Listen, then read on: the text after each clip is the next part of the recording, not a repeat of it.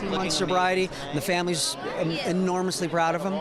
So yeah, he's one day at a time. When I told people I was talking to you tonight, you know what they said? They said, "Where the hell has he been?" That's what they said. Did they really? Yes. Okay. Everybody. Well, really? Where have you been? So I've been in my garage building these little algorithms and creating stuff that I hope would someday find an audience. And the public really is one of those. It's I mean, 12 years in the making, 10 years to get it made, and 2 years since we finished shooting. This has been, you know, some people say, well, it's a labor of love.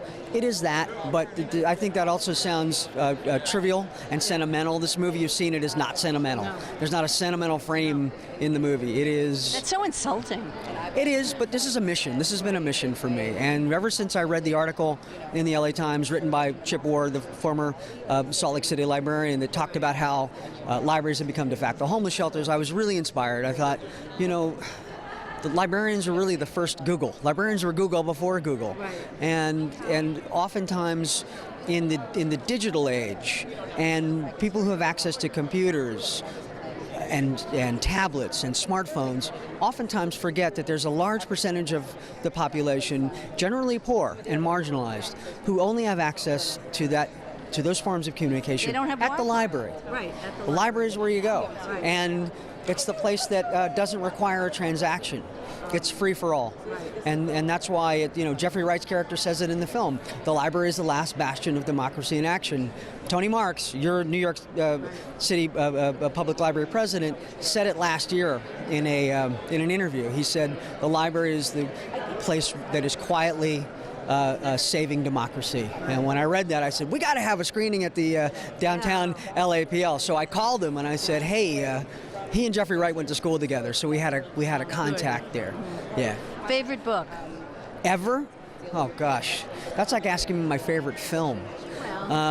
What would I? So Desert Island. I guess let's just say it's a desert island. So today, someone asked what's my favorite film. I said, well, if I had to choose one movie on a desert island, it would be Apocalypse Now. Which Tribeca's doing. Are they doing They're doing the anniversary. Oh, well, there it is. He should, but he's working on Grace and Frankie, so it's probably not going to happen. Came in for me. Let me ask you one favorite book, I would say, People's History of the United States by Howard Zinn is something that you can always go back to. I don't read a lot of fiction, but because, you know, obviously these days truth is a lot stranger than fiction. And, you know, I'm deep into Chris Hedges' book, America, the Farewell Tour. Yeah. I'm a big fan of Chalmers Johnson and Noam Chomsky and sort of these great critical thinkers of our time. People your father probably introduced you to. Well, I've introduced him to a couple as well.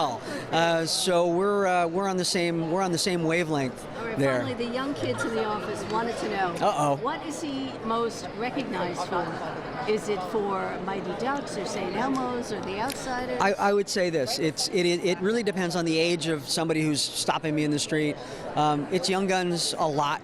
It's Mighty Ducks a lot. Breakfast Club, of course. Men at Work, I mean, which is a silly comedy, and people will quote that movie back to me in ways that I don't even remember those lines. If you love that video, you're going to love everything on the Access YouTube channel, so hit the subscribe button. You can thank me later. Hit it.